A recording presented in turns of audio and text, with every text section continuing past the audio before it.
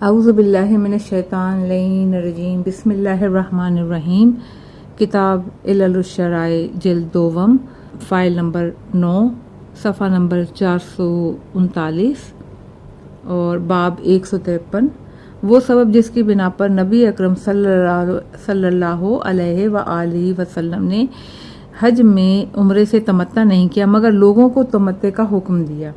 میرے والد رحم اللہ نے فرمایا، بیان کیا ان سے سعد بن عبداللہ، احمد بن محمد بن عیسیٰ، محمد بن عمیر، حماد حلبی، انہوں نے حضرت امام جعفر صادق علیہ السلام سے روایت کی ہے۔ آپ علیہ السلام نے فرمایا کہ رسول اکرم صلی اللہ علیہ وسلم حج کے موسم میں 26 ذی القعدہ کو حج الوداع کے ارادے سے نکلے اور حج کے لیے تلبیہ یعنی کہ لبیک اللہم لبیک شروع کر دیا۔ آپ صلی اللہ علیہ وسلم اپنے ساتھ 100 جانور قربانی کے لیے لائے تھے۔ تمام لوگوں نے حج کے لیے احرام باندھا تھا، ان کا ارادہ عمرے کا نہیں تھا، وہ نہ جانتے تھے کہ متطوع الحج کیا ہے، یہاں تک کہ حضرت صلی اللہ علیہ وسلم نے مکے پہنچ کر خانہ کعبہ کا طواف بجا لایا، لوگوں نے بھی آپ کے ساتھ طواف کیا۔ پھر آپ صلی اللہ علیہ وسلم نے مقام ابراہیم پر علیہ السلام پر 2 رکعت نماز ادا کی اور حجر اسود کو بوسہ دیا۔ پھر چاہے زمزم پر تشریف لے گئے، وہاں آپ علیہ السلام صلی اللہ علیہ وسلم نے زمزم نوش فرمایا اور ارشاد کیا کہ اگر میں نہ جانتا کہ یہ بات میری امت کے لیے تکلیف دہ ہوگی تو میں اس میں 1 ڈول یا 2 ڈول پانی پیتا۔ پھر فرمایا، اچھا اس سے شروع کرو جس سے اللہ نے شروع کیا ہے، اور آپ صلی اللہ علیہ وسلم نے مقام صفا و مروہ کے درمیان 7 مرتبہ سعی کی۔ جب آپ صلی اللہ علیہ وسلم نے مروہ پہ پہنچ کر سعی تمام کی تو کھڑے ہوئے اور اپنے صحاب سے خطاب کیا اور کہا، تم لوگ احرام کھول دو اور محل ہو جاؤ، یعنی لباس احرام اتار دو، اس کی پابندیاں ختم کر دو اور اس کو عمرہ قرار دے دو۔ یہ وہ شے ہے جس کا حکم اللہ تعالیٰ نے دیا ہے، اور جو چیز میں نے بعد میں طے کی وہ اگر میں نے پہلے طے کر لی ہوتی تو جو حکم تم لوگوں کو دے رہا ہوں اس پر میں بھی عمل کرتا، مگر میرے لیے محل ہونا ممکن نہیں، اس لیے کہ قربانی کے جانور ساتھ لایا ہوں، اور اللہ تعالیٰ کا ارشاد ہے کہ وَلَا تَحْلِقُوا رُؤُوسَكُمْ حَتَّى يَبْلُغَ الْهُدَى مُحِلَّهُ، تم لوگ اپنے سر نہ مڈاؤ جب تک قربانی کے جانور مذبح خانوں تک نہ پہنچ جائیں۔ سورہ بقرہ آیت نمبر 196۔ یہ سن کر سراقہ بن مالک بن جشام کرانی کھڑے ہوئے عرض کیا، یا رسول اللہ صلی اللہ علیہ وسلم، آپ نے ہم لوگوں کو ہمارے دین کی تعلیم دے دی، ایسا معلوم ہوتا ہے جیسے ہم لوگ آج ہی پیدا ہوئے ہیں۔ اچھا یہ بتائیے کہ یہ حکم جو آپ نے دیا ہے یہ صرف اسی سال کے لیے یا ہر سال کے لیے ہے؟ حضرت صلی اللہ علیہ وسلم نے فرمایا، نہیں، ہمیشہ ہمیشہ کے لیے ہے۔ پھر ایک شخص کھڑا ہوا، بولا، یا رسول اللہ صلی اللہ علیہ وآلہ وسلم، ہم لوگ حج بیت اللہ کے لیے نکلے ہیں، پھر بھی آپ چاہتے ہیں کہ ہم عورتوں سے مباشرت کریں اور پانی ہمارے سروں سے ٹپکتا رہے۔ رسول اللہ صلی اللہ علیہ وسلم نے فرمایا، تو ابد تک ایمان نہیں لائے گا۔ اسی اثنا میں حضرت علی علیہ السلام یمن سے حج کے لیے آ گئے اور دیکھا کہ حضرت فاطمہ زہرا سلام اللہ علیہا نے اپنا احرام اتار دیا ہے اور وہ محل ہو گئی ہیں، خوشبو لگائے ہوئے ہیں، تو فوراً رسول اللہ صلی اللہ علیہ وسلم کے پاس پہنچے اور حضرت فاطمہ زہرا علیہ السلام کے لیے شرعی حکم معلوم کرنے گئے۔ آپ صلی اللہ علیہ وسلم سے دریافت کر کے مطمئن ہو گئے۔ پھر حضرت صلی اللہ علیہ وآلہ وسلم نے ان سے پوچھا، اے علی، تم نے احرام باندھتے وقت کیا نیت کی تھی؟ حضرت علی علیہ السلام نے عرض کیا کہ میں نے یہ نیت کی تھی کہ نبی اکرم صلی اللہ علیہ وسلم نے جس نیت سے احرام باندھا اسی نیت کے ساتھ میں بھی احرام باندھتا ہوں۔ تو حضرت صلی اللہ علیہ وسلم نے فرمایا، پھر تم بھی میری طرح احرام مت کھولو، اور اپنی قربانی کے جانوروں میں ان کو شریک کر لیا۔ 37 عدد جانور ان کی قربانی کے لیے قرار دیے، 63 عدد جانور رسول اللہ صلی اللہ علیہ وسلم نے خود اپنے ہاتھ سے ذبح فرمائے۔ پھر ہر قربانی کے جانور کا تھوڑا تھوڑا گوشت لیا، اس کو ایک دیگچے میں رکھ کر حکم دیا، اس کو پکاؤ۔ ان میں سے ان دونوں حضرات نے کھایا، اس کا ذرا ذرا سا شوربہ پی لیا۔ فرمایا، اس طرح سے ہم نے ہر جانور میں سے کچھ نہ کچھ کھا لیا ہے۔ بس حج تمتع افضل ہے حج اقران سے، جس میں عازم حج قربانی کے جانور اپنے ساتھ لے کر آتا ہے۔ نیز حج افراد سے نیز آپ نے فرمایا، آپ صلی اللہ علیہ وسلم نے فرمایا، جو شخص عمرہ تمتع کر لیتا ہے تو وہ فریضہ متع کو بھی پورا کر لیتا ہے۔ اور ابن عباس رضی اللہ نے کہا کہ حج کے اندر عمرہ قیامت تک کے لیے داخل ہو گیا۔ نمبر 2 بیان کیا ہم سے محمد بن حسن، انہوں نے بیان کیا ہم سے محمد بن حسن صفار، یعقوب بن یزید، محمد بن عمیر، صفوان بن یحییٰ، معاویہ بن عمار، انہوں نے حضرت امام جعفر صادق علیہ السلام سے روایت کی، آپ علیہ السلام نے فرمایا، رسول اکرم صلی اللہ علیہ وسلم جب حجۃ الوداع میں صفا مروہ کے درمیان سعی سے فارغ ہوئے تو مروہ کے پاس کھڑے ہوئے لوگوں کو خطبہ دیا۔ پہلے حمد و ثنائے الہی بجا لایا، اس کے بعد فرمایا ایھا الناس، یہ جبریل ہیں، یہ کہہ کے آپ صلی اللہ علیہ وسلم نے اپنی پشت کی طرف اشارہ کیا، انہوں نے مجھے خدا کا حکم پہنچایا ہے کہ جو شخص قربانی کے جانور اپنے ساتھ نہ لایا ہو محل ہو جائے، لباس احرام اتارے، اس کی پابندیاں ختم کر دے۔ اگر میں نے اس وقت جو طے کیا ہے اس سے پہلے کیا ہوتا تو جو حکم میں تم کو محل ہونے کا دے رہا ہوں اس پر خود بھی عمل کرتا، مگر میں قربانی کے جانور اپنے ساتھ لایا ہوں، اور جو قربانی کے جانور اپنے ساتھ لائے گا اس کے لیے محل ہونا جائز نہیں جب تک قربانی کے جانور اپنے محل پر نہ پہنچ جائے۔ یہ سن کر سراقہ بن مالک بن جسام نے کرانی کھڑے ہوئے اور انہوں نے عرض کیا کہ رسول اللہ صلی اللہ علیہ وسلم، ہم لوگوں کو آپ صلی اللہ علیہ وسلم نے ہمارے دین کی تعلیم دی، ایسا معلوم ہوتا ہے جیسے ہم لوگ آج ہی خلق ہوئے ہیں۔ اچھا یہ بتائیے کہ یہ حکم جو آپ صلی اللہ علیہ وسلم دے رہے ہیں اسی سال کے لیے یا ہر سال کے لیے؟ آپ نے فرمایا نہیں، بلکہ یہ ابد تک کے لیے۔ پھر ایک اور شخص کھڑا ہوا، اس نے کہا یا رسول اللہ صلی اللہ علیہ وسلم، ہم لوگ حج کرنے نکلے ہیں، اس میں آپ بھی چاہتے ہیں کہ ہم لوگ عورتوں سے مباشرت کریں اور غسل کریں تو ہماری سروں سے پانی ٹپکتا رہے؟ رسول اللہ صلی اللہ علیہ وسلم نے فرمایا کہ تو کبھی ایمان نہیں لائے گا۔ نمبر 3، بیان کیا ہم سے میرے والد رحم اللہ مجھ سے حسن بن احمد بن ولید رضی اللہ عنہ، ان دونوں نے سے سعد بن عبداللہ، قاسم بن محمد اصبہانی، سلیمان بن داؤد منکری، فضیل بن ایاز، ان کا بیان ہے کہ ایک مرتبہ حضرت امام جعفر صادق علیہ السلام سے دریافت کیا کہ حج کے مسئلے میں مسلمانوں کے اندر اتنا اختلاف کیوں ہے؟ کچھ لوگ کہتے ہیں کہ رسول اللہ صلی اللہ علیہ وسلم نے صرف حج کے لیے احرام باندھا تھا، کچھ کہتے ہیں مکے کی طرف نکلے مگر کوئی خاص ارادہ نہ تھا بلکہ حکم خدا کے منتظر تھے کہ جو حکم ملے گا وہ کریں گے۔ حضرت امام جعفر صادق علیہ السلام نے فرمایا کہ اللہ تعالیٰ کو یہ معلوم تھا کہ یہ وہ حج ہے جس کے بعد تابد رسول اللہ صلی اللہ علیہ وسلم حج نہ کر سکیں گے، اس لیے اللہ تعالیٰ نے اس سفر میں سب کچھ جمع کر دیا تھا تاکہ وہ آپ کی امت کے لیے سنت بن جائے۔ چنانچہ جب آپ صلی اللہ علیہ وسلم نے خانہ کعبہ کا طواف اور صفا و مروہ کے درمیان سعی کر لی تو حضرت جبریل علیہ السلام نے کہا اس کو عمرہ قرار دے دیجئے، سوائے ان لوگوں کے جن کے ساتھ قربانی کے جانور ہیں، اس لیے کہ وہ اپنی قربانی کے جانوروں کی وجہ سے پابند ہیں۔ اس کے لیے اللہ تعالیٰ کا ارشاد ہے کہ جب تک قربانی کا جانور اپنے محل پر نہ پہنچ جائے۔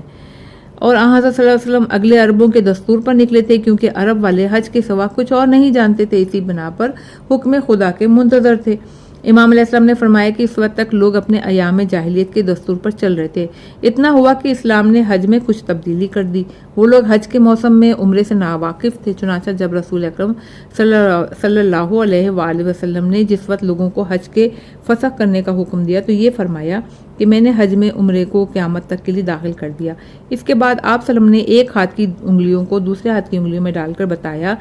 اس طرح یعنی حج کے مہینوں میں۔ میں نے عرض کیا ایام جاہلیت کے مراسم میں سے بھی کچھ لیا گیا ہے؟ آپ نے فرمایا حضرت ابراہیم علیہ السلام کی تمام تعلیمات ایام جاہلیت میں لوگوں نے ضائع کر دیں سوائے ختنے اور تزویج کے اور حج کے، اور وہ اس کے پابند رہے، اسے ضائع نہیں کیا۔ باب 154، وہ سبب جس کی بنا پر آب زمزم زمین پر بہتا تھا پھر زمین کے اندر دھنس گیا، صفحہ نمبر 441۔ میرے والد رحم اللہ نے فرمایا کہ بیان کیا ہم سے سعد بن عبداللہ، احمد بن محمد بن عیسیٰ، حسن بن فضال، عقبہ، پھر ان سے روایت حضرت امام جعفر صادق علیہ السلام سے کہ آپ علیہ السلام نے فرمایا کہ آب زمزم پہلے دودھ سے زیادہ سفید، شہد سے زیادہ شیریں سطح زمین پر بہتا تھا، مگر جب یہ دوسرے پانیوں پر زیادتی کرنے لگا تو اللہ تعالیٰ نے اس کو زمین کے گھڑے میں ڈال دیا، اس کی طرف ایک کھارے پانی کا چشمہ جاری کر دیا۔ باب 155، وہ سبب جس کی بنا پر آب زمزم کبھی کبھی شیریں ہو جایا کرتا تھا۔ میرے والد رحم اللہ نے فرمایا بیان کیا مجھ سے محمد بن یحییٰ عطار، احمد بن محمد، ابن فضال، ابن عقبہ، پھر انہوں نے ہمارے اصحاب میں سے کسی ایک سے انہوں نے حضرت امام جعفر صادق علیہ السلام سے روایت کی کہ ایک مرتبہ آپ کے سامنے آب زمزم کا ذکر آیا تو آپ علیہ السلام نے فرمایا کہ حجر اسود کی طرف سے ایک چشمہ اس کی طرف جاری ہوتا ہے، جب اس چشمے کا پانی آب زمزم پر غالب آ جاتا ہے تو آب زمزم شیریں ہو جاتا ہے۔ باب 156، تحریم مسجد اور احرام کے واجب ہونے کا سبب۔ میرے والد رحم اللہ سعد بن عبداللہ، محمد بن عیسیٰ بن عبید، عباس بن معروف، ہمارے اصحاب میں سے ایک، انہوں نے حضرت امام جعفر صادق علیہ السلام سے روایت کی آپ علیہ السلام نے فرمایا مسجد حرام کی حرمت کعبے کی وجہ سے اور حدود حرم کی حرمت مسجد حرام کی وجہ سے۔ حرم میں داخل ہونے کے لیے احرام واجب ہے۔ نمبر 2، میرے والد رحم اللہ محمد بن یحییٰ عطار، محمد بن احمد بن یحییٰ بن عمران اشعری، حسن بن حسین لولوی، عبداللہ بن محمد حجال، انہوں نے اپنے افراد میں سے ایک، انہوں نے حضرت امام جعفر صادق علیہ السلام سے، آپ علیہ السلام نے فرمایا کہ اللہ تعالیٰ نے خانہ کعبہ کو اہل مسجد کے لیے قبلہ بنایا اور مسجد حرام کو حدود حرم کے رہنے والوں کے لیے قبلہ بنایا، اور حدود حرم کو سارے اہل دنیا کے لیے قبلہ بنا دیا۔ نمبر 3، میرے والد رضی اللہ سعد بن عبداللہ، محمد بن حسین بن ابی الخطاب، عثمان بن عیسیٰ، ابی المغرہ، حمید بن وسنا اوجلی، اور حضرت امام جعفر صادق علیہ السلام سے روایت کی کہ بنی اسرائیل جب اپنی قربانیوں کو قربان گاہ پہ لاتے تو ان کے سامنے ایک آگ نکلتی، ان کی قربانیوں کو کھا جاتی،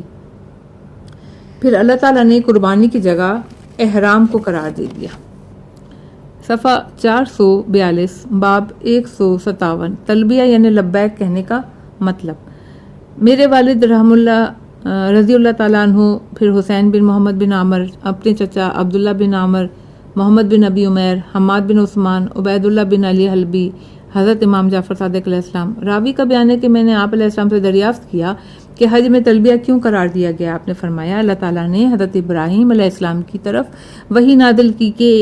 تم حج کے لیے لوگوں میں اعلان کرو، لوگ حج کے لیے آئیں گے، سورہ حج آیت نمبر 27۔ حضرت ابراہیم علیہ السلام نے اعلان فرمایا تو لوگ گہرے دروں اور پہاڑی راستوں میں سے لبیک کہتے ہوئے پہنچ گئے۔ نمبر 2، بیان کیا ہم سے علی بن احمد بن محمد رضی اللہ عنہ، ابو الحسین بن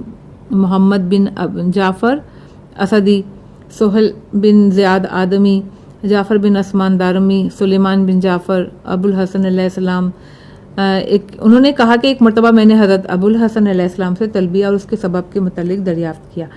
آپ علیہ السلام نے فرمایا جب لوگ احرام باندھتے ہیں تو اللہ تعالیٰ ان کو پکار کر کہتا ہے میرے بندوں، اے میری کنیزوں، میں نے جہنم کو تم پر اس طرح حرام کیا جس طرح تم نے اپنے لیے اپنی بہت سی چیزوں کو خود پر حرام کر لیا ہے۔ بندے اللہ تعالیٰ کی اس ندا کا جواب دیتے ہوئے کہتے ہیں لبیک اللہم لبیک۔ بیان کیا ہم سے محمد بن قاسم استر آبادی مفسر رضی اللہ عنہ، یوسف بن محمد بن زیاد، علی بن محمد بن یسار، انہوں نے اپنے والد، انہوں نے حسن بن علی بن محمد بن علی بن موسیٰ بن جعفر بن محمد بن علی بن حسین بن علی بن ابی طالب علیہ السلام سے۔ راوی کا بیان ہے ایک مرتبہ ایک شخص حضرت امام جعفر صادق علیہ السلام کی خدمت میں حاضر ہوا اور عرض کیا فرزند رسول مجھے قول خدا الحمدللہ رب العالمین کی تفسیر بتا دیجئے۔ آپ علیہ السلام نے فرمایا بیان کیا مجھ سے میرے پدر بزرگوار، میرے جد نامدار، پھر ان سے امام محمد باقر، پھر ان سے امام زین العابدین، پھر انہوں نے اپنے پدر بزرگوار امام حسین علیہ السلام، پھر ایک شخص حضرت امیر المومنین علیہ السلام کی خدمت میں آیا، عرض کیا مجھے الحمدللہ رب العالمین کی تفسیر بتا دیں۔ جناب علیہ السلام نے فرمایا کہ اللہ نے بندوں کو جو نعمتیں عطا کی ہیں ان میں بعض کو وہ جانتے ہیں، ان سب پر وہ منجملہ اللہ کا شکر، اس لیے کہ تمام نعمتوں بالتفصیل جاننے کی تو ان میں قدرت ہی نہیں ہے کیونکہ وہ بے شمار ہیں، ان کو پہچانا نہیں جا سکتا۔ اس پر اللہ تعالیٰ نے فرمایا کہ تمام عالمین کے پروردگار نے جو نعمتیں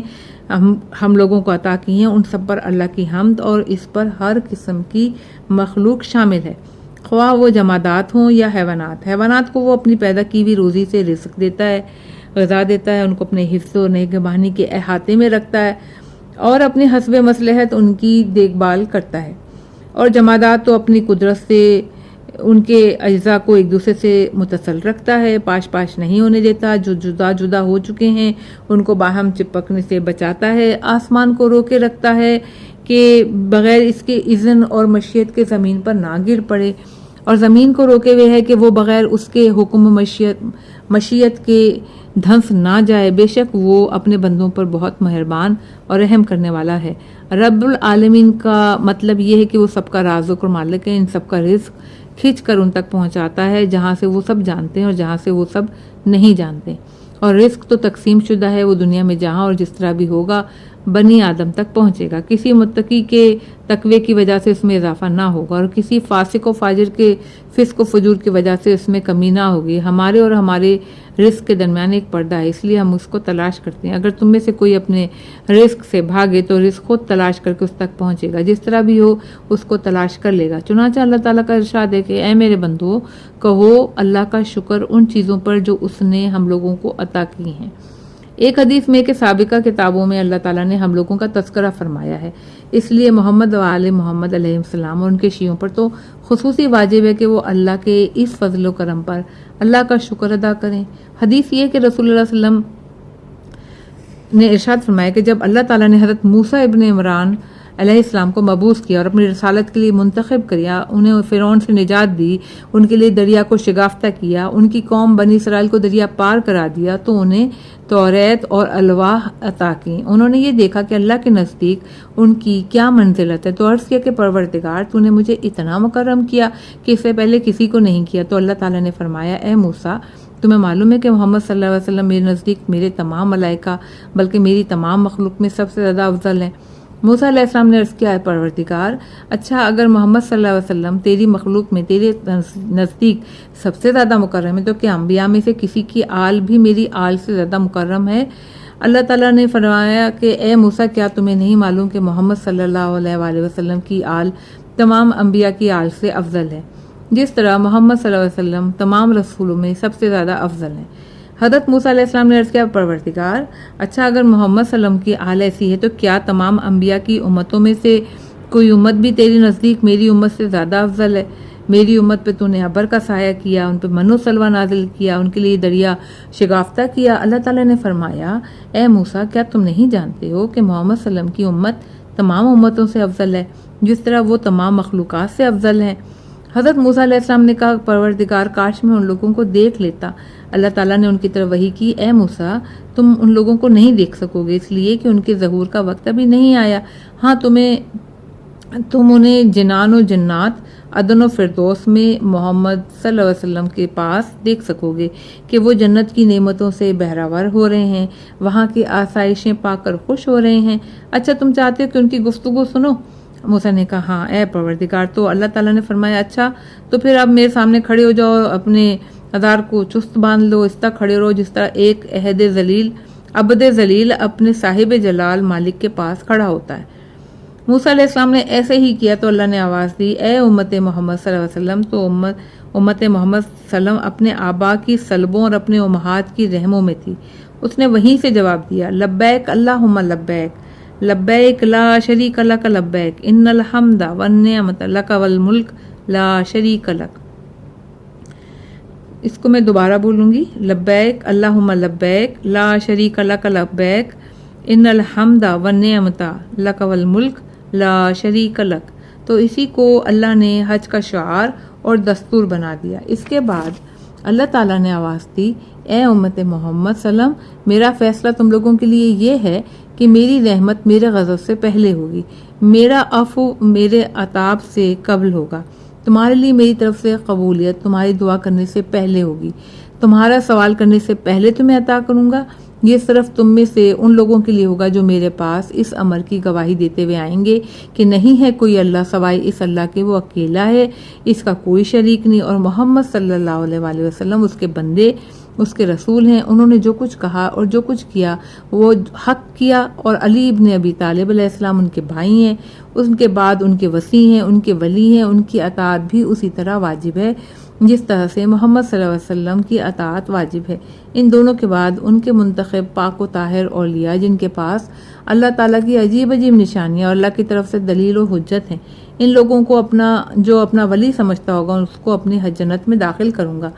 خواہ اس کے گناہ سمندر کی جھاگ کی مانند ہی کیوں نہ ہو۔ امام علیہ السلام نے فرمایا کہ پھر جب اللہ تعالیٰ نے محمد صلی اللہ علیہ وسلم کو دنیا میں نبی بنا کے بھیجا تو کہا، ما کنت بجانب الطور اذ نادینا امتک بہذا الکرامت۔ اے محمد صلی اللہ علیہ وسلم، تم اس وقت طور میں نہ تھے جب ہم نے تمہاری امت کی فضیلت کو ساتھ آواز دی تھی۔ سورہ قصص آیت نمبر 46۔ پھر اللہ تعالیٰ نے محمد صلی اللہ علیہ وسلم سے فرمایا کہ الحمدللہ رب العالمین علی ما اختصنی بہ من ہذہ الفضیلہ۔ اس اللہ کا شکر جو سارے عالمین کا رب ہے اور جس نے مجھے اس فضیلت کے ساتھ مخصوص کیا، اور محمد صلی اللہ علیہ وسلم کی امت سے کہا کہ تم لوگ بھی کہو الحمدللہ رب العالمین علی ما اختصنی بہ من ہذہ الفضائل۔ اس خدا کی حمد جو ساری جہانوں کا پروردگار ہے اور جس نے ہم لوگوں کو اس فضیلت کے ساتھ مخصوص کیا ہے۔ نمبر 4، بیان کیا ہم سے محمد بن حسن بن ولید رضی اللہ عنہ، ان سے محمد بن حسن صفار، عباس بن معروف، علی بن مہزیار، حماد بن عیسیٰ، ابان بن عثمان، ان سے جس نے ان سے بیان کیا اس نے حضرت امام جعفر صادق علیہ السلام سے روایت کی۔ راوی کا بیان ہے کہ ایک مرتبہ میں نے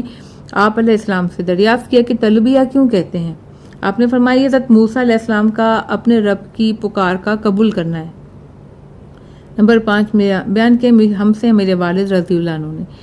ان سے محمد بن یحییٰ عطار، حسین بن اسحاق تاجر، علی بن مہزیار، حسین بن سعید، عثمان بن عیسیٰ، علی بن حکیم، فضل بن صالح، جابر، حضرت امام محمد باقر علیہ السلام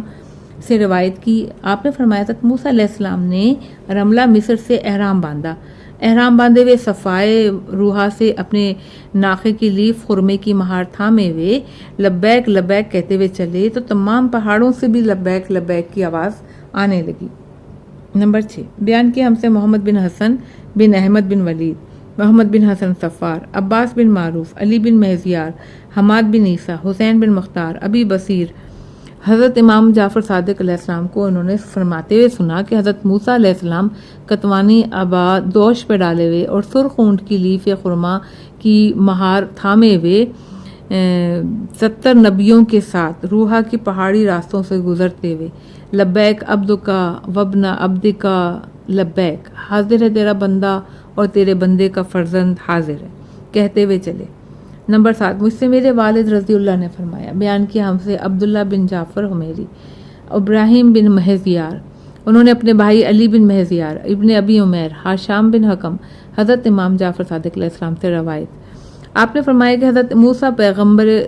جو ہیں سرخ اونٹ پر سوار تھے اور لیف خرما کی مہار تھامے ہوئے دوش پر کتوانی آبا ڈالے ہوئے روحا کی کشادہ میدان سے گزرتے ہوئے لبیک شاف الخرا بالعظام لبیک، اے بڑی بڑی مصیبتوں کو دور کرنے والے لبیک۔ حضرت عیسیٰ ابن مریم علیہ السلام روحا کے میدان سے گزرتے تو یہ کہتے جاتے تھے لبیک عبدکا وابن امتکا لبیک، حاضر ہے تیرا بندہ تیری کنیز زادہ حاضر ہے۔ محمد صلی اللہ علیہ وسلم روحا کے میدان سے گزرے تو یہ کہتے ہوئے گزرے لبیک ذی المعارج لبیک، اے بلندیوں والے لبیک۔ باب 158 صفحہ نمبر 445 وہ سبب جس کی بنا پر لوگوں میں کوئی شخص ایک حج کرتا ہے، کوئی 2 یا اس سے زائد حج کرتا ہے، کوئی تابد حج نہیں کرے گا۔ میرے والد رضی اللہ نے فرمایا کہ بیان کیا ہم سے سعد بن عبداللہ، احمد بن محمد بن عیسیٰ، حسن بن علی بن افضال، عبداللہ بن سنان، حضرت امام جعفر صادق علیہ السلام۔ آپ علیہ السلام نے فرمایا اللہ تعالیٰ نے حضرت ابراہیم، حضرت اسماعیل علیہ السلام کو خانہ کعبہ کی تعمیر کا حکم دیا۔ جب تعمیر مکمل ہو گئی تو حکم ہوا کہ اس کے ایک رکن پر چڑھ جاؤ اور لوگوں کو بآواز بلند پکارو کہ آگاہ ہو آؤ حج آ گیا، آؤ حج آ گیا۔ اگر وہ اس طرح آواز دیتے کہ تم لوگ حج کے لیے آ جاؤ تو اس دن جتنے انسان تھے صرف وہی حج کرتے، کوئی دوسرا حج نہیں کرتا، لیکن انہوں نے اعلان کیا آؤ حج آ گیا تو جتنے لوگ ابھی صلبوں میں تھے انہوں نے کہا لبیک دائی اللہ، لبیک دائی اللہ، اے اللہ کی طرف دعوت دینے والے ہم حاضر ہیں، اے اللہ کی طرف دعوت دینے والے ہم حاضر ہیں۔ بس جب جس نے اس وقت 10 مرتبہ لبیک کہا وہ 10 حج کرے گا، جس نے 5 مرتبہ لبیک کہا وہ 5 حج کرے گا، جس نے 1 مرتبہ لبیک کہا وہ اسی تعداد کے مطابق حج کرے گا، اور جس نے اس وقت 1 مرتبہ بھی لبیک نہیں کہا وہ کوئی حج نہیں کرے گا۔ نمبر 2 میرے والد رحم اللہ نے فرمایا کہ بیان کیا ہم سے سعد بن عبداللہ، حسن بن علی بن افضال، دونوں فرزند علی اور احمد، پھر انہوں نے اپنے والد، انہوں نے غالب بن عثمان، اصحاب میں سے ایک شخص حضرت امام محمد باقر علیہ السلام سے روایت کی۔ آپ علیہ السلام نے فرمایا کہ جب حضرت ابراہیم علیہ السلام کو حکم ملا کہ وہ لوگوں میں حج کا اعلان کریں تو ایک بلند مقام پر کھڑے ہوئے، وہ مقام آپ کے کھڑے ہوتے ہی اتنا بلند ہو گیا کہ کوہ ابو قبیس کی چوٹی کے برابر پہنچ گیا۔ آپ نے وہاں سے لوگوں کو حج کے لیے پکارا تو آپ کی آواز سب نے سنی جو تا قیامت باپوں کے صلبوں اور ماؤں کے رحموں میں ہوں گے۔ نمبر 3 بیان کیا ہم سے علی بن احمد بن محمد بن ابی عبداللہ کوفی، موسیٰ بن عمران نخعی، اپنے چچا حسین بن یزید نوفلی، علی بن سالم، انہوں نے حضرت امام جعفر صادق علیہ السلام سے آپ علیہ السلام نے فرمایا کہ جس شخص کا نام حاجیوں کی فہرست میں اس شب میں نہیں لکھا جائے گا جس شب فیہا یفرق کل امر حکیم، اس رات میں ہر حکمت والے کام کا فیصلہ کیا جاتا ہے، سورہ دخان آیت نمبر 4۔ تمام دنیا کے حکمت و مصلحت کے سال بھر کے کام فیصل کیے جاتے ہیں تو وہ اس سال حج نہیں کر سکے گا، اور وہ رمضان کی 23ویں شب ہے۔ اس شب میں حاجیوں کے وفد کی فہرست لکھ دی جاتی ہے۔ اسی میں لوگوں کا رزق، ان کی موت، بلکہ وہ سب کچھ لکھ دیا جاتا ہے جو اگلے سال تک ہونے والا ہے۔ راوی کا بیان ہے کہ میں نے عرض کیا، اچھا تو اس شب میں جس کا نام نہیں لکھا جائے گا وہ حج نہیں کر سکے گا؟ آپ علیہ السلام نے فرمایا نہیں۔ میں نے عرض کیا یہ کیسے ہو سکتا ہے؟ آپ نے فرمایا میں تم لوگوں سے اس مسئلے میں کوئی بحث نہیں کروں گا، مگر واقعاً امر یہی ہے۔ صفحہ 446 باب 159۔ وہ سبب جس کی بنا پر حرم کی حدود کی مقدار اتنی ہو گئی جتنی ہے۔ میرے والد رضی اللہ عنہ نے فرمایا، بیان کیا ہم سے علی بن ابراہیم بن ہاشم، اپنے والد احمد بن محمد بن ابی نصر بزنتی، پھر حضرت ابو الحسن امام رضا علیہ السلام سے حرم اور اس کے حدود و نشانات کے متعلق دریافت کیا کہ یہ نشانات بعض قریب بعض دور کیسے ہو گئے؟ تو آپ نے فرمایا اللہ تعالیٰ نے جب حضرت آدم علیہ السلام کو جنت سے اتارا، انہوں نے اللہ سے وحشت و تنہائی سے گھبراہٹ کی شکایت کی، اس لیے کہ وہ جنت میں جو آوازیں سنتے تھے وہ یہاں ان کو سننے میں نہیں مل رہی تھیں، تو اللہ تعالیٰ نے ایک سرخ یاقوت ان پر نازل کیا، انہوں نے اس کو خانہ کعبہ کی جگہ پر رکھ دیا، پھر حضرت آدم علیہ السلام اس کے گرد طواف کیا کرتے تھے۔ اس یاقوت کی روشنی ان نشانات تک پہنچتی تھی، اس کی روشنی سے وہ نشانات پہچانے جاتے تھے، تو اللہ تعالیٰ نے ان کو حدود قرار دے دیا۔ نمبر 2 بیان کیا ہم سے محمد بن حسن بن احمد بن ولید رضی اللہ عنہ، محمد بن حسن صفار، احمد بن محمد بن عیسیٰ، ابی حمام اسماعیل، اور انہوں نے ابو الحسن امام رضا علیہ السلام سے اسی کی مانند حدیث روایت کی۔ نمبر 3 بیان کیا ہم سے محمد بن موسیٰ بن متوکل رضی اللہ عنہ، عبداللہ بن جعفر حمیری، احمد بن محمد عیسیٰ، حسن بن محبوب، محمد بن اسحاق، انہوں نے حضرت امام محمد باقر علیہ السلام سے، انہوں نے اپنے آبائے کرام علیہ السلام سے، آپ علیہ السلام نے فرمایا کہ اللہ تعالیٰ نے حضرت جبریل علیہ السلام کی طرف وحی فرمائی کہ میں اللہ رحمان و رحیم ہوں۔ آدم اور حوائے انہوں نے مجھ سے اپنی تکلیفیں بیان کی ہیں، مجھے ان پر ترس آ گیا ہے، لہذا جنت کے خیموں میں سے ایک خیمہ ان دونوں کے پاس لے جاؤ، وہ بیچارے اپنی وحشت و تنہائی کی وجہ سے رو رہے ہیں، مجھے ان پر رحم آ گیا ہے۔ اس خیمے کو مکے کی ان پہاڑوں کے درمیان جو نشیب میں اس میں نصب کر دو، وہی نشیب خانہ کعبہ کی جگہ ہے، اور آدم علیہ السلام سے پہلے ملائکہ نے اس کی بنیادیں رکھ دی تھیں۔ اس حکم کو پا کر حضرت جبریل علیہ السلام فوراً خیمہ لیے ہوئے حضرت آدم علیہ السلام کے پاس آئے، جو خانہ کعبہ کی بنیادوں کے برابر طویل و عریض تھا۔ اسے خانہ کعبہ کی جگہ نصب کر دیا، پھر حضرت آدم علیہ السلام کو صفا سے اتارا، حضرت حوا علیہ السلام کو مروہ سے اتارا، اور دونوں کو خیمے میں جمع کیا۔ اس خیمے کے چوبے جو ہیں یاقوت و سرخ کے تھے، جس کی زور روشنی سے مکے کے سارے پہاڑ اور اس کے اطراف چمک اٹھے، جہاں تک اس کی روشنی پھیلی وہی آج کل حدود حرم ہے۔ آپ علیہ السلام نے ارشاد فرمایا کہ خیمے اور اس کے عمود یعنی چوبے کی حرمت کے پیش نظر اللہ تعالیٰ نے اس کو حرم قرار دے دیا ہے، اس لیے کہ وہ جنت سے آیا تھا، اور اسی بنا پر حدود حرم میں جو نیکیاں کی جائیں گی اللہ ان کو کئی گنا کر دے گا، جو گناہ کی جائیں گے اللہ ان کو بھی کئی گنا کر دے گا۔ آپ علیہ السلام نے فرمایا خیمے کے اطراف میں اس کی تنابیں کھینچ دی گئیں اور اس کی میخیں مسجد حرام کی انتہا پر تھیں۔ پھر فرمایا کہ اس کی میخیں جنت کی خالص سونے کی چٹانیں تھیں، جو اس کی تنابیں ارغوان یعنی سرخ پھولوں کے ریشوں سے تیار کی گئی تھیں۔ فرمایا کہ اللہ تعالیٰ نے پھر جبریل علیہ السلام کی طرف وحی کی کہ اس خیمے کی عظمت کے پیش نظر اس کے گرد طواف کرتے رہو۔ آپ علیہ السلام نے فرمایا کہ حضرت جبریل علیہ السلام فرشتوں کو لے کر آئے، یہ سب خیمے کے سامنے رہ کر سرکش شیاطین سے اس کی حفاظت کرنے لگے۔ جس طرح سے آسمان پر بیت المعمور کا طواف کرتے تھے، اب اس بیت اور اس خیمے کے گرد دن رات طواف کرنے لگے۔ آپ نے فرمایا یہ ارکان بیت الحرام زمین پر آسمان کے بیت المعمور کے ٹھیک نیچے ہیں۔ آپ علیہ السلام نے فرمایا پھر اللہ تعالیٰ نے حضرت جبریل علیہ السلام کی طرف وحی کی کہ جاؤ اور آدم اور حوا کو میرے گھر کی حدود سے ہٹاؤ، اس کی بنیادیں میرے ملائکہ اور اولاد آدم کے لیے جو میری مخلوق ہیں اونچی کر دو۔ چنانچہ حضرت جبریل علیہ السلام نے حضرت آدم علیہ السلام اور حضرت حوا علیہ السلام کو وہاں سے ہٹایا، خیمے کو بھی ہٹایا، حضرت آدم علیہ السلام کو کوہ صفا پہ بٹھایا، حضرت حوا کو کوہ مروہ پہ بٹھایا۔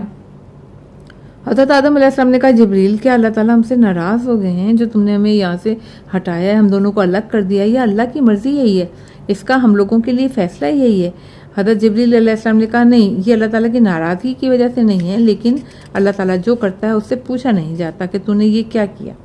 اے آدم علیہ السلام، بات یہ ہے کہ 70,000 ملائکہ جو تمہارا جی بہلانے کے لیے اللہ تعالیٰ نے اتارے ہیں،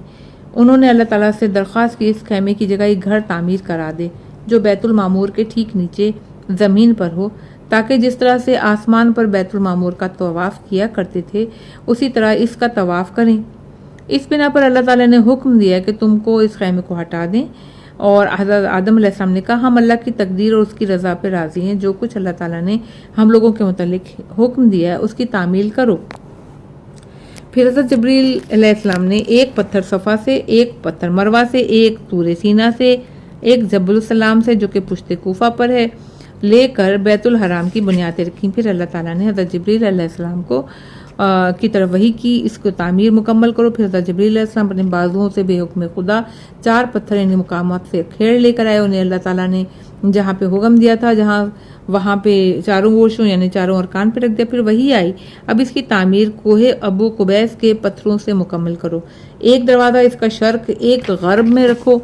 اور امام علیہ السلام نے فرمایا پھر حضرت جبریل علیہ السلام نے حسب ہدایت تعمیر کی، اور جب اس کی تعمیر سے فارغ ہوئے تو ملائکہ اس کے گرد طواف کرنے لگے۔ حضرت آدم اور حوا نے جب یہ دیکھا کہ ملائکہ اس کی طواف کر رہے ہیں تو دونوں نے آ کر اس کا طواف کیا اور 7 چکر لگائے۔ اس کے بعد کھانے کی فکر میں چلے گئے۔ نمبر 4 بیان کیا ہم سے محمد بن حسن بن احمد بن ولید، محمد بن حسن صفار، عباس بن معروف، صفوان یحییٰ،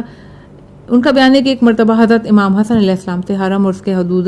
نشانات کے متعلق دریافت کیا گیا تو آپ علیہ السلام نے فرمایا کہ حضرت آدم علیہ السلام جب جنت سے اتارے گئے تو کوہ ابو قبیس پہ اتارے گئے۔ انہوں نے وہاں تنہائی اور وحشت کی شکایت کی کہ یہاں تو کوئی آواز بھی سنائی نہیں دیتی جیسے جنت میں سنتے تھے، تو اللہ تعالیٰ نے ان کے لیے ایک یاقوت سرخ نازل کیا، خانہ کعبہ کے مقام پہ انہوں نے رکھ دیا۔ اب حضرت آدم علیہ السلام اس کا طواف کرنے لگے، اس یاقوت کی ذو حدود حرم تک پہنچنے لگی، اس کے حدود معلوم ہوئے، چنانچہ اللہ تعالیٰ نے جہاں تک اس کی روشنی پہنچی تھی حرم قرار دے دیا۔ باب 160 حضرت ابراہیم علیہ السلام کے قدموں کے نشانات کا سبب اور مقام ابراہیم کو اصلی جگہ سے موجود جگہ پر منتقل کرنے کا سبب۔ میرے والد رحمہ اللہ نے بیان کیا سعد بن عبداللہ، حسن بن علی بن فضال، ان کے دونوں فرزند احمد اور علی، عمرو بن سعید مدائنی، عمار بن موسیٰ صاباتی کے بھائی فرزند موسیٰ بن قیس، مصدق بن صدقہ، عمار بن موسیٰ۔ امام جعفر صادق علیہ السلام سے روایت ہے کہ آپ علیہ السلام نے فرمایا جب اللہ تعالیٰ نے ابراہیم علیہ السلام کو حکم دیا کہ تم لوگوں کو حج کے لیے پکارو تو آپ نے وہی پتھر لیا جس پر آپ کے قدموں کے نشانات ہیں، جس کو مقام ابراہیم کہا جاتا ہے، اس کو موجودہ جگہ کے سامنے خانہ کعبہ سے بالکل متصل رکھا، اس پہ کھڑے ہو گئے اور اللہ کے حکم کے مطابق بآواز بلند لوگوں کو حج کے لیے پکارا۔ آپ کو اس پر کھڑے ہو کر پکارنے کو پتھر برداشت نہ کر سکا، چنانچہ حضرت ابراہیم علیہ السلام کے پاؤں پتھر میں دھنس گئے اور آپ کو پتھر سے اپنے پاؤں اکھاڑنے پڑے۔ پھر جب لوگوں کی کثرت ہو گئی اور ازدحام ہونے لگا تو لوگوں کی رائے ہوئی کہ مقام ابراہیم خانہ کعبہ کے قریب سے ہٹا کر وہاں رکھ دیا جائے جہاں آج کل موجود ہے، تاکہ خانہ کعبہ کا طواف کرنے والوں کے لیے طواف کی جگہ خالی ہو جائے۔ مگر جب اللہ تعالیٰ نے حضرت محمد صلی اللہ علیہ وسلم کو مبعوث کیا تو آپ علیہ السلام نے اس کو واپس رکھ دیا جہاں پہ حضرت ابراہیم علیہ السلام نے رکھا تھا، یعنی خانہ کعبہ کی دیوار سے متصل۔ چنانچہ وہ اس سے لے کر حضرت سلم کی وفات تک بلکہ حضرت ابو بکر کے پورے دور خلافت عمر کے ابتدائی دور تک وہیں رہا۔ پھر حضرت عمر نے کہا اس مقام ابراہیم علیہ السلام کی وجہ سے طواف کرنے والے ٹکراتے ہیں، تم میں سے کوئی ایسا ہے جس کو معلوم ہے کہ ایام جاہلیت میں یہ کہاں تھا؟ ایک شخص نے کہا ہاں مجھے تھوڑا سا اس کا اندازہ ہے، آپ کچھ آپ اندازہ کر لیں۔ حضرت عمر نے کہا لہذا اس شخص کو بلایا گیا اور حضرت عمر کے حکم پر وہ مقام ابراہیم خانہ کعبہ کے نزدیک سے ہٹا کر وہاں رکھ دیا گیا جہاں وہ آج کل ہے۔ صفحہ 449 باب 161 حجر اسود اور رکن یمانی اور مسجار کو مس کرنے کا سبب۔ میرے والد رحمہ اللہ علی بن ابراہیم ہاشم، انہوں نے اپنے والد، پھر محمد بن ابی عمیر، حماد بن عثمان، عبید اللہ بن علی حلبی، حضرت امام جعفر صادق علیہ السلام سے روایت ہے کہ راوی کا بیان ہے کہ ایک مرتبہ آپ علیہ السلام سے دریافت کیا گیا کہ حجر اسود کا استعلام مس کرنا اور بوسہ لینا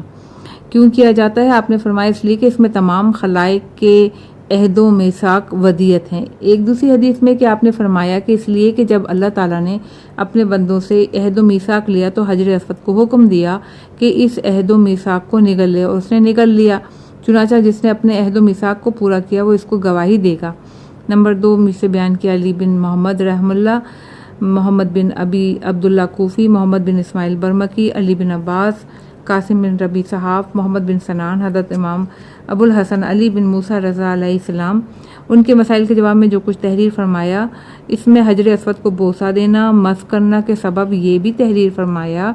کہ اللہ تعالیٰ نے جب بنی آدم سے عہد و میثاق لیا تو حجر اسود نے اس کو نگل لیا۔ اس بنا پر لوگوں پر تجدید عہد و پیمان فرض کیا گیا۔ اسی بنا پر لوگ حجر اسود کے پاس جا کر کہتے ہیں کہ میں نے اپنی امانت تیرے حوالے کی اور عہد و پیمان تجھے یاد دلاتا ہوں کہ تو اس کی گواہی دینا۔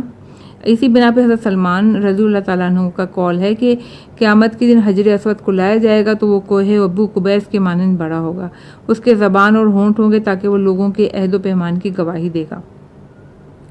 نمبر 3 بیان کیا مجھ سے حسن بن احمد بن ولید رضی اللہ عنہ، احمد بن ادریس، محمد بن حسان، ولید بن ابان، علی بن جعفر علیہ السلام، محمد بن مسلم، حضرت امام جعفر صادق علیہ السلام، آپ نے فرمایا رسول اکرم صلی اللہ علیہ وسلم نے ارشاد فرمایا ہے کہ تم لوگ خانہ کعبے کا طواف کرو، رکن کو مسح کرو، اس لیے کہ وہ اللہ کی زمین میں اللہ کا یمین ہے۔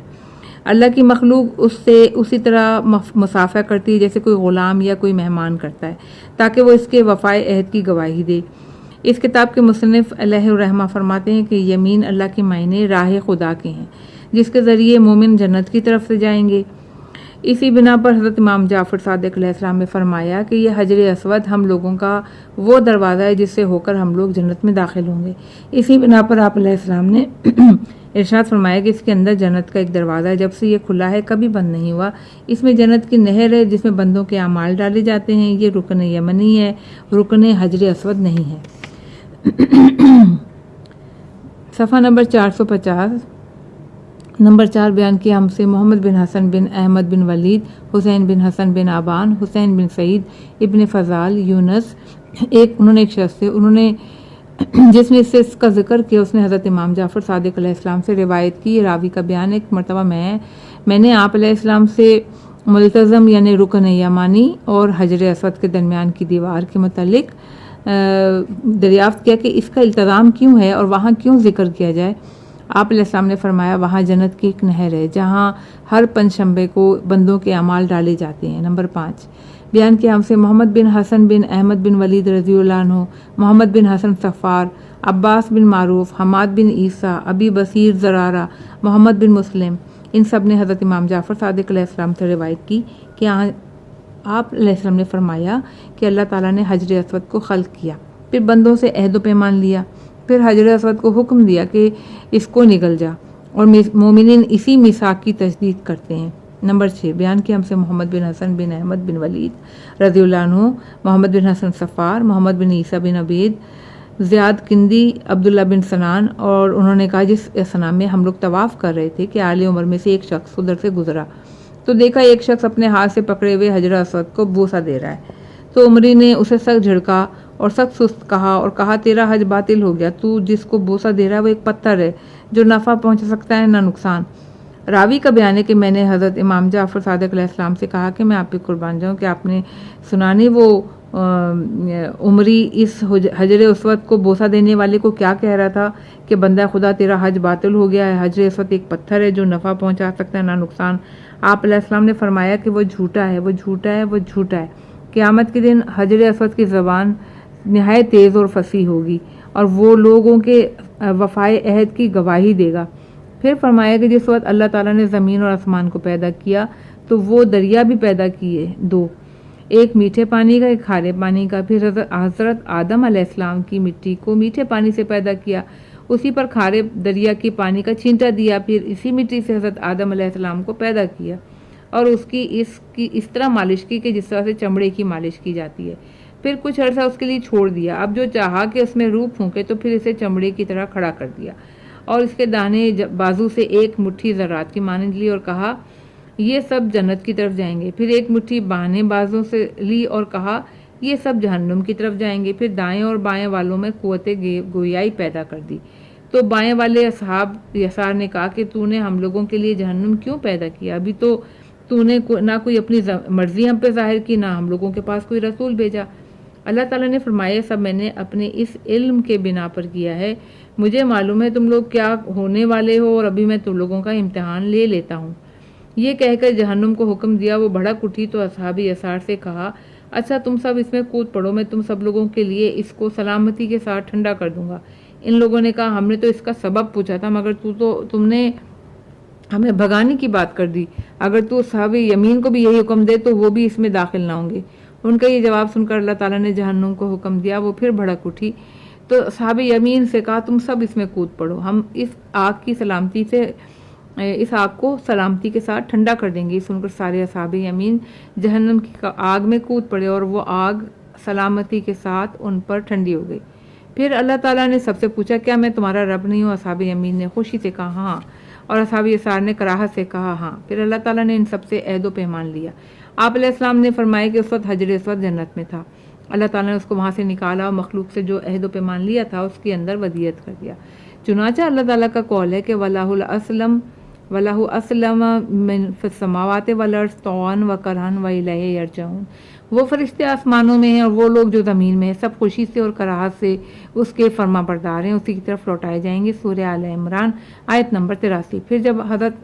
جب اللہ تعالیٰ نے حضرت آدم علیہ السلام کو جنت میں ساکن کیا، ان سے خطا سرزد ہوئی تو اللہ تعالیٰ نے حجر اسود کو نیچے اتارا، اس کو خانہ کعبہ کی گوشی میں رکھا۔ پھر حضرت آدم علیہ السلام کو کوہ صفا پہ اتارا، اللہ تعالیٰ نے جب تک چاہا وہاں رہے۔ پھر انہوں نے حجر اسود کو خانہ کعبہ میں دیکھا اور پہچان لیا اور میثاق یاد آیا تو فوراً منہ کے بل اس پر گر گئے اور 40 دن تک روتے رہے، اپنی خطا سے توبہ کرتے رہے اور عہد و پیمان توڑنے پر ندامت کا اظہار کرتے رہے۔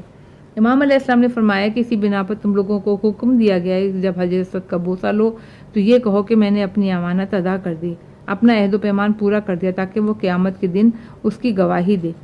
نمبر 7 میرے والد رضی اللہ عنہ سعد بن عبداللہ، محمد بن حسین بن ابی الخطاب، احمد بن محمد بن ابی نصر، عبد الکریم بن عمرو خشمی، عبداللہ بن ابی یافور، انہوں نے حضرت امام جعفر صادق علیہ السلام سے روایت کی کہ ساری روحیں ایک ساتھ فوج در فوج تھیں، جن کا میثاق کے دن آپس میں تعارف اور میل ملاپ تھا ان کا یہاں بھی میل ملاپ ہے، اور جن کی اس وقت آپس میں نفرت تھی یہاں بھی نفرت ہے، اور سب حجر اسود کے اندر محفوظ ہے۔ خدا کی قسم اس کی 2 آنکھیں، 2 کان، 1 منہ اور 1 فصیح زبان بھی ہے۔ وہ پہلے دودھ سے زیادہ سفید تھا مگر مجرمین و منافقین اس کو بوسہ دیتے رہے، اس لیے وہ ایسا ہو گیا جیسا تم لوگ دیکھ رہے ہو۔ نمبر 8 بیان کیا ہم سے محمد بن حسن بن احمد بن ولید رضی اللہ عنہ، محمد بن حسن صفار، علی بن احسان واسطی، اپنے چچا عبد الرحمن بن کثیر ہاشمی سے، انہوں نے امام جعفر صادق علیہ السلام سے آپ نے فرمایا ایک مرتبہ حضرت عمر بن خطاب حجر اسود کے پاس ہو کر گزرے تو بولے اے حجر اسود، خدا کی قسم میں جانتا ہوں تو صرف ایک پتھر ہے، نہ تو نقصان پہنچا سکتا ہے اور نہ ہی فائدہ،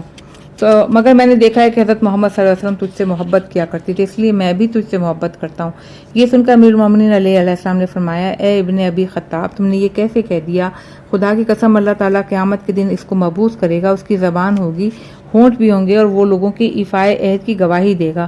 یہ زمین پر اللہ تعالیٰ کی یمین داہنا ہاتھ ہے، اللہ کی مخلوق اس پر بیعت کرے گی۔ حضرت عمر نے یہ سن کر کہا کہ اللہ تعالیٰ ہمیں اس شہر میں نہ باقی رکھے جس میں علی بن ابی طالب ہوں۔ نمبر 9 علی بن حاتم نے مجھے ایک خط کے ذریعے بتایا کہ بیان کیا ہم سے جمیل بن زیاد، ان سے احمد بن حسین نخاس، ذکریہ ابی محمد مومن، عامر بن معقل، ابان بن تغلب، حضرت امام جعفر صادق علیہ السلام۔ ایک مرتبہ آپ نے فرمایا کہ تم لوگ جانتے ہو کہ لوگ حجر اسود کو بوسہ کیوں دیتے ہیں؟ میں نے عرض کیا نہیں، تو آپ نے علیہ السلام نے فرمایا کہ حضرت آدم علیہ السلام جب زمین پہ اتارے گئے تو آپ نے زمین پر اپنی تنہائی اور وحشت کی شکایت کی تو اللہ تعالیٰ نے جنت سے ایک یاقوت نازل کر دیا کہ جب حضرت آدم علیہ السلام جنت میں اس کی طرف سے گزرتے تھے اس کو اپنے پاؤں سے ٹھوکر مارتے تھے، اور زمین پر اس یاقوت کو دیکھا تو پہچان گئے، دوڑ کر اس کا بوسہ لینے لگے، اسی بنا پر لوگ اس کو بوسہ دیتے ہیں۔ نمبر 10 خبر دی ہمیں عبداللہ محمد بن شادان بن عثمان بروازی،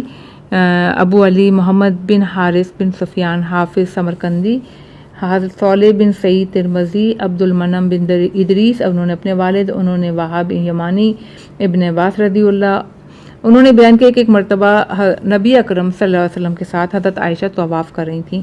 جب یہ دونوں رکن یمانی کو بوسہ دے کر حجر اسود پر پہنچے تو آپ صلی اللہ علیہ وسلم نے فرمایا، اے عائشہ، اگر اللہ تعالیٰ اس حجر اسود پر ایام جاہلیت کی رجس و نجاست نہ بیٹھنے دیتا تو اس پر ہر دکھ اور درد کی شفا حاصل کی جا سکتی تھی، مگر جس حیت و شکل میں اللہ تعالیٰ نے اس کو نازل کیا تھا اس حیت و شکل میں آئندہ واپس کر دیا جائے گا، اور اللہ تعالیٰ نے اول جیسا پیدا کیا تھا اس کو اسی حالت میں مبعوث کرے گا۔ یہ جنت کے یاقوتوں میں سے ایک سفید یاقوت ہے، مگر اللہ تعالیٰ نے گناہ گاروں کی وجہ سے اس کے حسن کو تبدیل کر دیا اور اس کے اصل حقیقت کو ظالم سرداروں سے پوشیدہ کر دیا، اس لیے جنت میں جو اس کی ابتدائی شکل تھی اس کو اگر کسی کو دیکھنے کے لیے دیکھنا جائز و مناسب نہیں، کیونکہ کسی بھی صورت اگر کوئی اس کی اصل حقیقت کو دیکھ لے گا تو اس پر جنت واجب ہو جائے گی، اور یہ رکن یمین اللہ ہے، اس کی زمین پر، اور قیامت کے دن اللہ تعالیٰ اس کو اس طرح مبعوث کرے گا کہ اس کی زبان ہوگی، ہونٹ ہوں گے، آنکھیں ہوں گی۔ اللہ تعالیٰ قیامت کے دن نہایت صاف و شستہ زبان کے ساتھ اس کو گویا کرے گا۔ جو اس کو بوسہ دے گا اس کی گواہی دے گا، جس کو رسول اکرم صلی اللہ علیہ وسلم کی بیعت نصیب نہ ہوئی وہ اگر آج اس حجر اسود کو بوسہ دے لے گا تو یہ بمنزلت بیعت کا ہوگا۔ وہاب نے بیان کیا کہ حجر اسود اور مقام ابراہیم یہ دونوں جنت کے یاقوت ہیں، ان کو اللہ تعالیٰ نے نازل کیا، اپنی جگہ پہ رکھ دیے گئے تو ان کے نور نے تمام روئے زمین کو مشرق سے مغرب تک چمکا دیا، جس طرح سے اندھیری رات میں کوئی چراغ چمکتا ہے۔ سمجھدار اس پر ایمان رکھیں گے، ان دونوں سے مانوس ہوں گے۔ حجر اسود اور مقام ابراہیم جب مبعوث ہوں گے تو وہ کوہ اویس جیسے پڑھے ہوئے ہوں گے، اور جو ان سے ملے گا وہ اس کی گواہی دیں گے، مگر اللہ تعالیٰ نے ان کے نور کو ان سے اٹھا لیا ہے، ان کے حسن کو بدل دیا ہے، اس وقت جیسے ہیں ویسا انہیں رکھ دیا ہے۔